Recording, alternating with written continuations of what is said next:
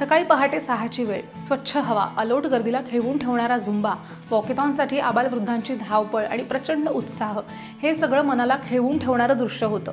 उल्व्यामधलं कॅन्सरच्या जनजागृतीसाठी आयोजित केलेल्या वॉकेथॉनच्या वेळी हे सगळं दृश्य दिसून आलंय.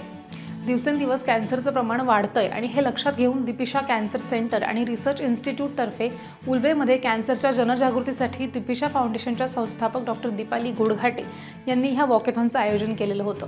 ही वॉकेथॉन 3 गटात झाली. सहभागींना टी-शर्ट्स आणि मेडल दिले गेले. उल्वेमधल्या रिलायन्स जिओ इन्स्टिट्यूट टॉवरजवळ उत्साहात ही वॉकेथॉन पार पडली आहे. उत्तम प्रतिसादही मिळाला. यावेळी प्रमुख पाहुणे साई मंदिर वहाळचे संस्थापक रविशेठ पाटील, माजी ग्रामपंचायत सदस्य वितेश म्हात्रे, डॉक्टर राजेश पटेल, डॉक्टर विकास गुप्ता, डॉक्टर डोनाल्ड बाबू, माजी जिल्हा परिषद सदस्य पार्वतीबाई पाटील, मेडिकल असोसिएशनच्या सीमा पाटील, ॲडव्होकेट प्रतिभा पाटील, फिनिक्सच्या संस्थापक रेखा चिरनेरकर, रोटरी क्लब ऑफ उल्वे नोडचे सर्व माजी रोटेरियन्स हिरिरीने सहभागी झालेले होते. AR फिटनेसच्या अनिता रॉय यांनी झुंबा सादर करून रसिकांचं आपल्या तालावरती त्यांना थिरकवलं. नितेश पंडित यांनी सूत्रसंचलन केलं.